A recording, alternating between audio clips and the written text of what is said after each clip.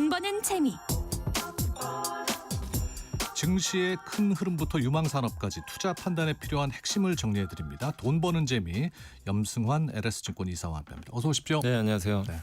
저는 뭐 늘 뵀던 분이라 가지고 처음 뵙지만은 굉장히 네. 익숙한. 아, 네. 예, 감사합니다. 진작에 염 이사님을 좀 알았어야 제가 아, 그런가요? 네. 좀 윤택한 삶을 누렸을 네. 텐데 좀 아쉽습니다. 하지만 지금부터 좀 저도 열심히 공부해 볼게요. 네네네. 궁금한 점 질문 드리고. 네. 올해 주식시장은 이제 어제 마감을 했죠. 네.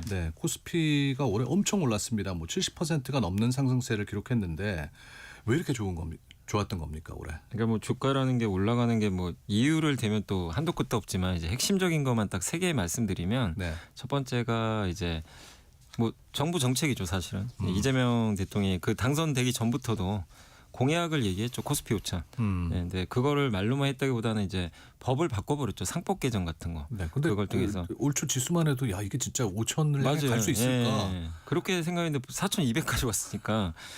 근데 그게 정부 정책만 가지고 그렇게 갈 수는 없는 거고요. 그렇겠죠. 그게 기폭제가 된 건 사실이고, 그다음 두 번째가 지금 뭐 트럼프 대통령도 그렇고 저기 프랑스, 영국 다 비슷한데 우리도 그렇죠. 돈을 지금 많이 찍어내고 있잖아요. 화폐 가치는 점점 떨어집니다. 예. 이게 한국만의 현상은 아니고 전 세계 공통 현상인데, 그럴수록 사람들은 이제 예금이나 현금보다는 이제 자산으로 바꾸려고 하는 거죠. 네. 그래서 올해 금값도 많이 올랐잖아요. 예. 예, 그게 이제 우리나라 코스피에도 영향을 당연히 줬고, 그리고 세 번째가 역시 이게 제일 컸다고 저는 생각을 하는 게 반도체가 너무 좋았습니다. 반도체. 우리나라 이제 경제를 이끌고 있는 반도체, 이게 삼성전자 하이닉스가 9월부터 내년 이익이 크게 증가할 거라는 이제 그런 기대감이 붙으면서 주가가 좀 급등했고, 그러면서 그때 아마 3,500이었던 것 같은데 4,000 넘는 데는 이 반도체가 이제 주도를 했던 거죠. 그래서 이 삼박자, 결국 정부 정책, 그다음에 통화량, 그리고 기업들의 이익, 요 세 가지가 이렇게 잘 맞아떨어진 적은 별로 없거든요. 근데 이게 이제 어우러지면서 올해 주식시장이 무려 70%, 이 지수가 70% 오른 건 제가 본 적이 없는데 정말 놀라운 상승세를 기록을 했습니다. 네. 이게 염 이사님도 처음 보는 상황이신가요? 이게 이렇게 1년에 많이 오른 적이 옛날에요. 그땐 제가 이제 당연히 어릴 때니까, 그때가 이제 이 일을 하시기 전에. 그 86년도래요. 네. 86년, 89년도에 4년 동안 코스피 지수가 8배 간 적이 있습니다. 당시에 이제 1년에 막 70%, 80% 오른 적이 실제 있었어요. 그때 흔히 뭐 좀 연세 있으신 분들 기억하시게 삼저호황이라고 한번 들어보셨을 거예요. 이제 저금리, 네. 저환율, 저유가. 그때 그래도 주식시장이 한 8배 갔을 텐데, 그때 이후로 이렇게 1년에 이렇게 주가가 많이 오른 건 오랜만이에요. 예, 거의 한 40년인가요? 처음인 것 같습니다. 아니 지금 우리 듣고 계신 그 이원택 님께서 우리 염블리 염승환 이사님도 올해 수익 좋으셨냐고. 아니, 뭐 저를 아시면 아시겠지만 회사에서 투자를 하지 못하게 돼 있죠. 네. 개별 주식은 못하게. 그래서 저는 사실 간접 투자밖에 못 해가지고. 근데 이제 저는 퇴직연금이나 이런 펀드 같은데 좀 가입은 해놨거든요. 근데 네. 그게 사실은 지난 몇 년간 저는 거의 국내 쪽만 했어요. 그런 펀드나 그런 거를. 그래서 성과가 사실 몇 년 동안 안 좋았는데 네. 올해는 뭐 코스피가 이렇게 오르다 보니까 네. 당연히 저도 이제 그 간접 투자 해놓은 거는 성과가 상당히 좋습니다. 그러니까 직접 투자를 못 하시기 못하게 때문에 예. 방송을 열심히 하시는 겁니다. 그런 건가요?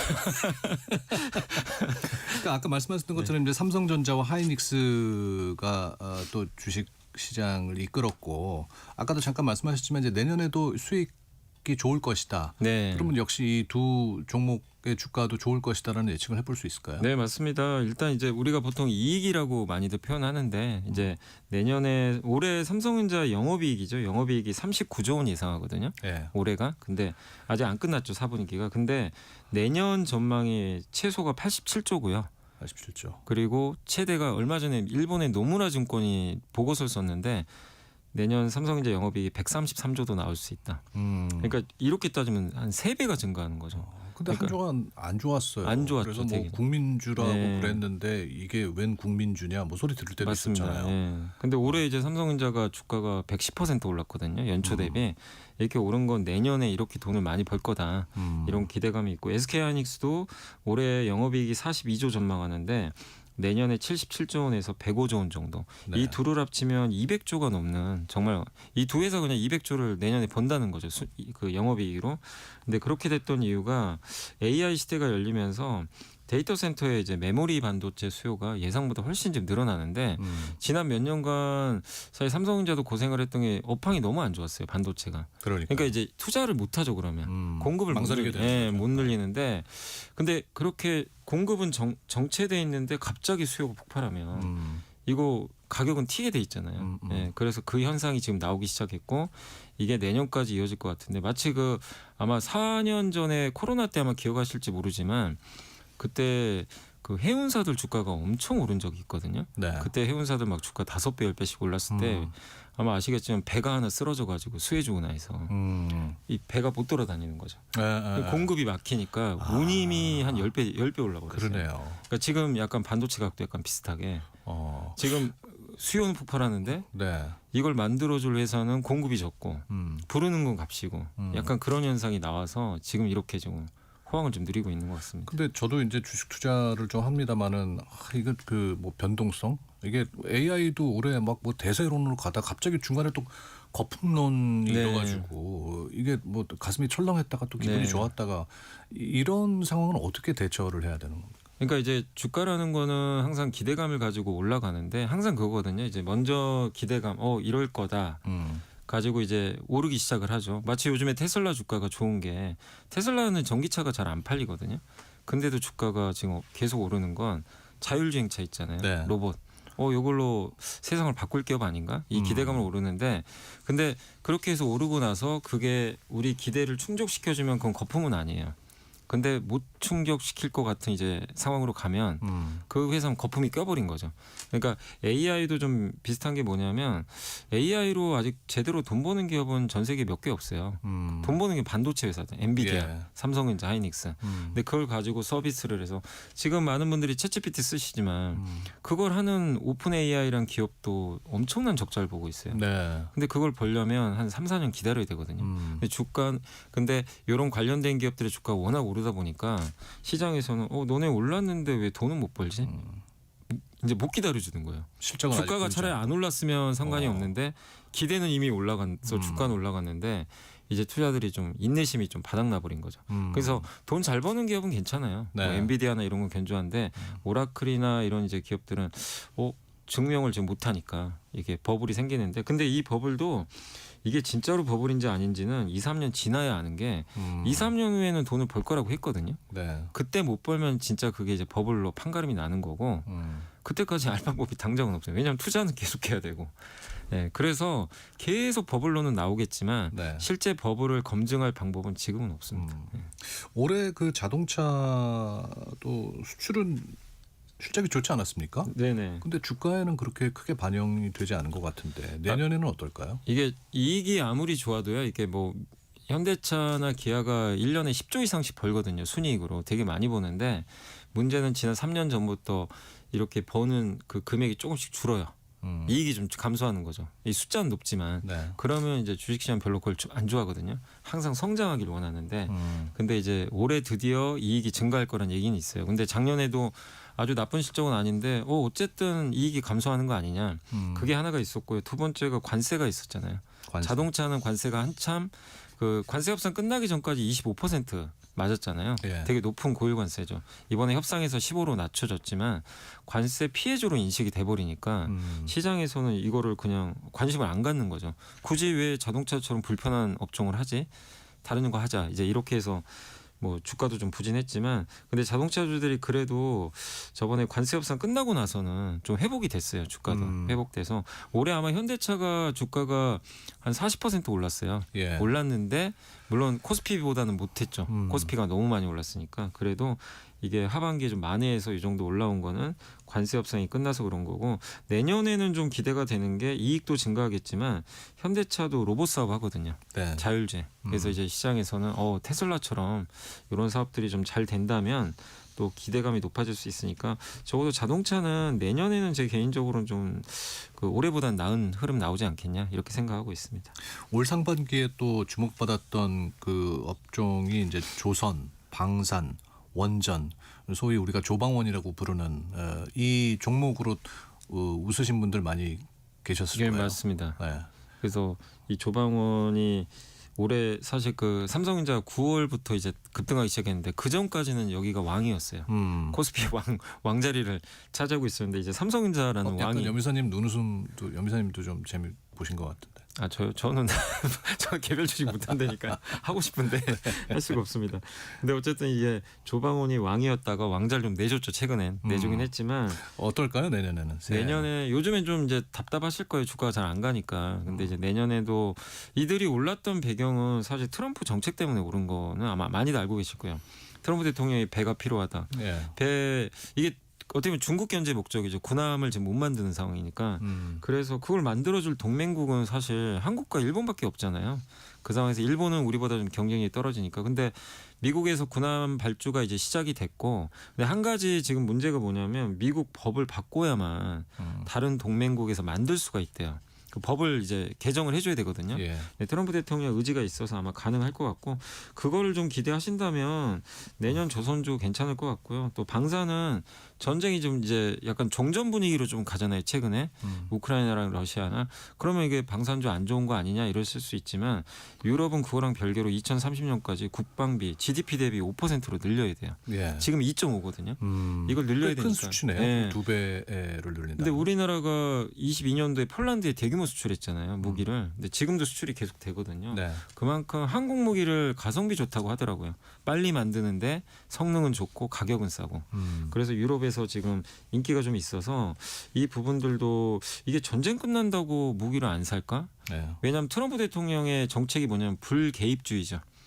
나토에서 발 빼버리고 있잖아요. 알아서 하라는 거예요. 각자 도생. 그러면 무기 구매해야 되거든요. 네. 네, 그래서 우리 한국 무기가 이제 그런 부분에 수요가 있고 마지막 이제 원전도 트럼프 대통령이 원하죠 지금. 빨리 원전 지어서 AI 데이터 센터에 전력 넣고 싶은데 네. 원전 짓는데 10년이나 걸리잖아요. 빨리 지어야 되는데 미국은 설계 기술 얼굴은 있는데 이게 없어요. 몸통이 만드는 그게 없어요. 기술 자체가 많이 쇠퇴해 버렸어요. 아, 그 그렇구나. 노동력도 이게 조선하고 비슷해요. 80년대까지는 미국 조선이 최강이었거든요. 네. 근데 거기 이제 도태돼 버린 거죠. 예, 이게 육성도 안 하고 하니까 원전도 비슷하고. 네. 그래서 이걸 도와줄 국가가 한국이니까 결국 그래서 이 논제가 내년에도 바뀔 것 같지는 않아요. 제가 봤을 때는. 그래서 저는 뭐 내년에도 괜찮다 이렇게 생각은 하고 있어요. 요즘 뭐 앞에 그 우리 자랑스러운 K자가 많이 붙지 않습니까? 맞습니다. K컬처, 뭐 예. K푸드. 개인적으로 보면 K뷰티는 어떨 것 같아요? 제가 사드 이후에 한 10년 동안 정말 화장품 고생을 했거든요. 네. 네. 근데 그 화장품이 중국 쪽의 화장품이면 좋지는 않습니다. 아직도. 왜냐하면 그러니까 당시에 그 중국 때문에 잘 나간 적이 있었잖아요. 중국 화장품 수요가 늘면서. 근데 사드 때문에 좀 힘들었는데 그 후로 무슨 일이 있었냐면 중국이 이제 알아서 만들어 버리니까 네. 자체적으로. 그래서 화장품을 하신다면 뭐 요즘에 인디 브랜드 있잖아요. 네. 인디 브랜드 뭐 요즘에 그 MZ 세대 분들이 많이 사시는 그런 브랜드 네. 그쪽으로 넘어가 버렸거든요. 시장 자체가. 그래서 미국에서 잘 팔리는 게 실제로는 지금 K뷰티에서 인기가 많고 그 기업 중에 하나가 그냥 기업명 말씀드리면 APR이라고 있어요. 상장했던 기업인데 그 회사가 아모레하고 LG생건보다 시총이 2배나 비싸졌습니다. 네. 옛날엔 작은 회사였는데 그렇죠. 트렌드가 바뀌어 버려가지고 미국 아마존 1등하고 있거든요. 그러니까 이게 일시적인 현상이 아니기 때문에 K뷰티 좋은데 중국에만 의존하는 건 이제는 좀 쉽지 않고 이렇게 미국, 유럽에서 히트 상품을 내놓는 기업들이 계속 좋지 않을까. 네. 그렇게 좀 보고 있습니다. 제가 너무 충동적으로 이제 너무 고생했다는 말을 강조를 해서 큰 마음 고생을 했다는 말씀으로 다시 순화해서 네. 말씀드리도록 하겠습니다. 요즘 이 주식인 불확실성이나 변동성 때문에 좀 걱정을 하셔서 좀 안전자산인 금 사시는 분들도 많더라고요. 네네. 은행 투자하시는 분들도 많고 네. 금값도 올해 많이 올랐죠. 금값이 그냥 코스피처럼 올랐습니다. 70% 올랐어요. 아, 이렇게 오른 거는 1979년 이후 처음입니다. 아 그래요? 예, 금값이 1년에 많이 올라요. 10%예요. 한 자릿수 보통 올라요. 올라도. 근데 어떻게 이렇게 오를 수 있었던 근데 거죠? 금도 지금 마치 그 이제 주식시장처럼 올랐던 배경이 이거 비슷합니다. 돈을 너무 많이 찍어대는 거죠. 그러니까 화폐 가치 떨어지는 걸 보상하기 위한 방법 중에 하나가 자산이잖아요. 근데 대표적으로 또 금은 또 되게 안전한 자산이죠. 안전 자산인데 트럼프 시대는 불확실하잖아요.